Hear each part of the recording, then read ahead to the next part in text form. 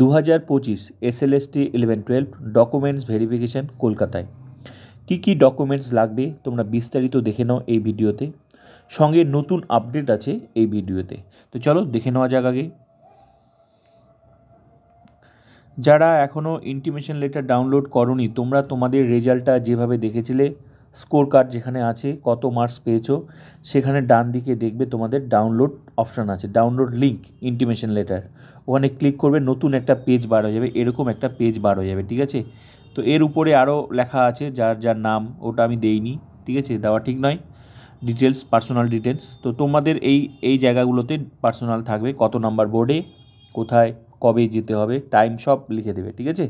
তো intimation letter download করে ওটা পেয়ে যাবে, বাকি সব নিচে এগুলো থাকবে।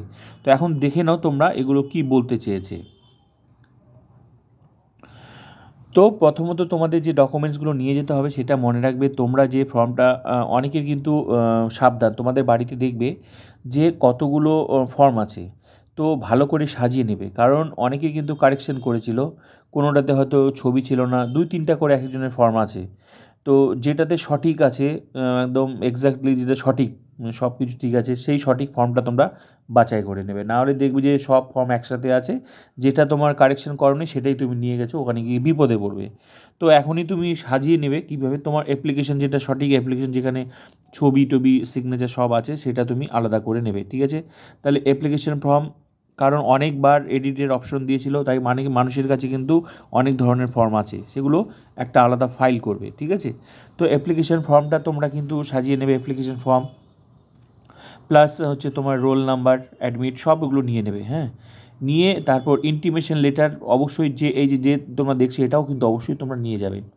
তারপর তোমরা হচ্ছে নেম অ্যান্ড ফটো আইডেন্টি, এখানে অবশ্যই তোমরা ভোটার কার্ড, আধার কার্ড, যে কোনো তোমরা কিন্তু একটা any one from above in অরিজিনালগুলো নিয়ে যাবে, হ্যাঁ।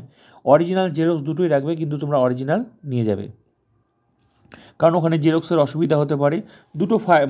দুটো ফাইল করবে, একটা ফাইলে মানে এখানে যেভাবে বলেছে সেগুলো সাজাবে, আরেকটা ফাইলে সব কিছু রাখবে, যেগুলো মানে তোমার ডকুমেন্ট যেগুলো হয়তো লাগবে না, তবুও কিন্তু তুমি নিয়ে যাবে, হয়তো বিপদে, অন্যান্য কোনো কারণে বিপদে পড়তে পারো, তখন তুমি কী করবে, তাই নিয়ে অবশ্যই যাবে, হ্যাঁ।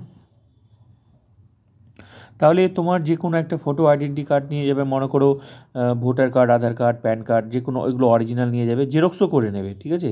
তো এগুলো নিয়ে যাবে, অরিজিনাল নিয়ে যাবে।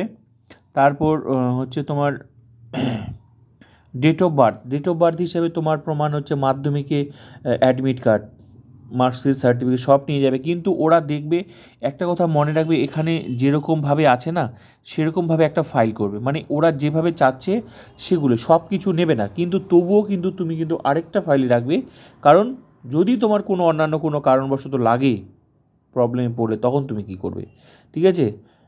তো সেই জন্য তোমার একটা এক্সট্রা একটা আলাদা তুমি ফাইল করবে সেখানে। আর এখানে যেভাবে সাজিয়েছে, যেটুকু বলেছে সেটুকুই কিন্তু ওদের দেখার কথা, ঠিক আছে। তবুও তোমার আলাদা হিসাবে আরেকটা ফাইল নেবে, যেখানে সব থাকবে। তো এটা এসএসসি যেভাবে বলেছে সেভাবে সাজাবে। তো এখানে বলেছে যে ডেট অফ বার্থ হিসাবে তোমার মাধ্যমিক অ্যাডমিট কার্ড, সার্টিফিকেট, ঠিক আছে। নেক্সট হচ্ছে ইডাব্লিউএস, হ্যাঁ, ইডাব্লিউএস, তারপর ক্লাস বা কাস্ট, কেউ যদি ক্যাটেগরিতে থাকে, তার প্রমাণপত্র হিসেবে তোমরা যেখান থেকে সার্টিফিকেট পেয়েছো তার সেই অরিজিনালটা অবশ্যই তোমরা নিয়ে যাবে, এখানে কিন্তু সেটাই বলেছে। নেক্সট হচ্ছে ফিজিক্যাল হ্যান্ডিক্যাপ যদি কেউ থাকে, তারও নিশ্চয়ই একটা সার্টিফিকেট আছে, সেটা অবশ্যই যে ক্যাটাগরিতে থাকে তার অবশ্যই সেই সার্টিফিকেট নিয়ে যেতে হবে, যে ক্যাটাগরিতে পাস করেছে সেটা অবশ্যই নিয়ে যেতে হবে। নেক্সট কিন্তু তোমরা দেখবে পোস্ট গ্র্যাজুয়েশন স্কোর। একটা কথা মনে রাখবে, ওইখানে না এক গাদা কাগজ, তুমি দুটো ফাইল করবে। এরা যেভাবে যেটুকু চেয়েছে সেটুকুই একটা আলাদা ফাইল করবে, আর যেগুলো তোমার এক্সট্রা আছে সেটা আলাদা ফাইল করবে, নাহলে ওখানে কিন্তু সব এলোমেলো হয়ে যাবে, তোমাদের হাতে কিন্তু মানে সময় থাকবে না সেভাবে, ঠিক আছে। কারণ প্রত্যেকের আলাদা আলাদা বোর্ড থাকে, ঘাবড়ানোর কিছুই নেই, ঠিক আছে। তো post graduation score, post graduation marksheet নিয়ে যাবে, যেভাবে বলেছে সেভাবেই, তবুও এর সার্টিফিকেট সব রাখবে। এটা কিন্তু সেখানে সার্টিফিকেট উল্লেখ করেনি, কিন্তু তবুও তুমি আলাদা ফাইলে রাখবে, ঠিক আছে। পোস্ট গ্র্যাজুয়েশন স্কোর হিসাবে পোস্ট গ্র্যাজুয়েশন মার্কশিট, সার্টিফিকেট কথা কিন্তু এখানে বলা নেই, কিন্তু তবুও তুমি সার্টিফিকেট রাখবে আলাদা ফাইলে, যেভাবে বলেছে সেভাবে রাখবে। নেক্সট হচ্ছে teachers training certificate. Teachers training, হ্যাঁ টিচার্স ট্রেনিং যেটা, এর হচ্ছে সার্টিফিকেট কি মার্কশিট, এই যে মার্কশিট সার্টিফিকেট এখানে বলা নেই, কিন্তু তবুও তোমরা আলাদা করে রাখবে, কিন্তু এখানে যেভাবে বলেছি সেখানে রাখবে। টিচার্স ট্রেনিং মার্কশিট, মার্কশিটটা দেবে, কত স্কোর পেয়েছো ওরা হিসাব করে দেখবে যে তুমি যে স্কোরটা দিয়েছো সেটা ঠিক আছে কি না, ঠিক আছে, ওরা দেখে নেবে কিন্তু। তো সঙ্গে এই যে বিএডের যে মার্কশিটটা আছে না, এটার যে কলেজ থেকে তুমি করেছো সেই কলেজটা এনসিটির অ্যাপ্রুভাল কি না, সেই সার্টিফিকেটটা একটা লাগবে, ঠিক আছে। নেক্সট হচ্ছে প্রায়র টিচিং এক্সপিরিয়েন্স, সবচেয়ে খতরনাক হচ্ছে যে প্রায়র টিচিং এক্সপিরিয়েন্স। অনেকেই কিন্তু ফর্ম ফিল আপ করে দিয়েছে, ডাক পেয়ে গেছে, কিন্তু অনেকে আবার এমনও আছে তার এক্সপিরিয়েন্স দরকার ছিল না, এমনি পেয়ে যেত, কিন্তু এখন কিন্তু সে কিন্তু এই ভুল তথ্য দেওয়ার জন্য বিপদে পড়তে পারে। কেমন? প্রাইভেট টিচিং এক্সপিরিয়েন্স, তোমরা এখানে ভালো করে লেখাটা দেখো, approval letter from competent authority DI office in case of West বেঙ্গলে যদি হয় ডিআই অফিস।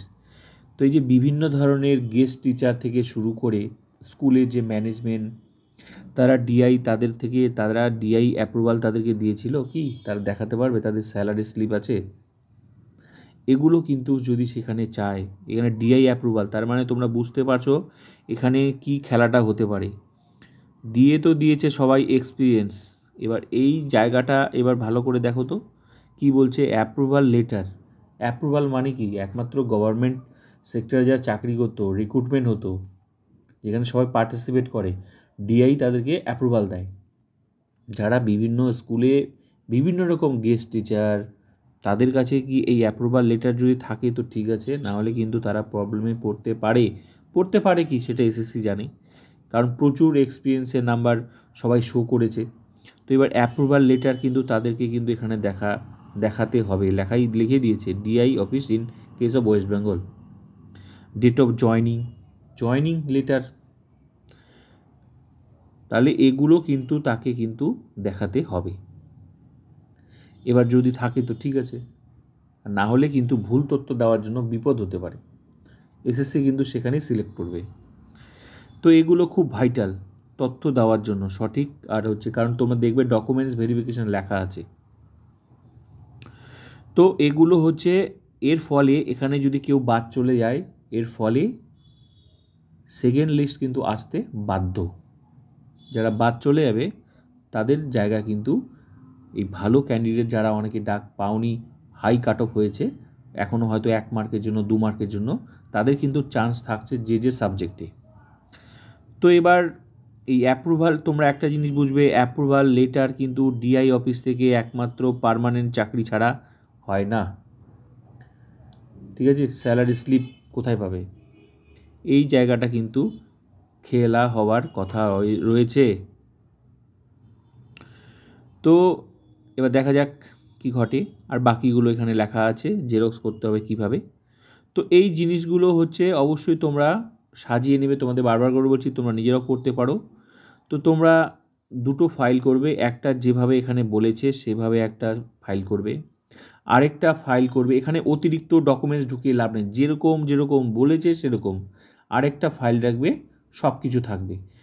তো ওরা এখানে যেটুকু চেয়েছে সেটুকুই দেখবে, তারপর কোনো প্রবলেম হলে তুমি আলাদাভাবে তখন দেখাতে পারো। তো ক্লিয়ার?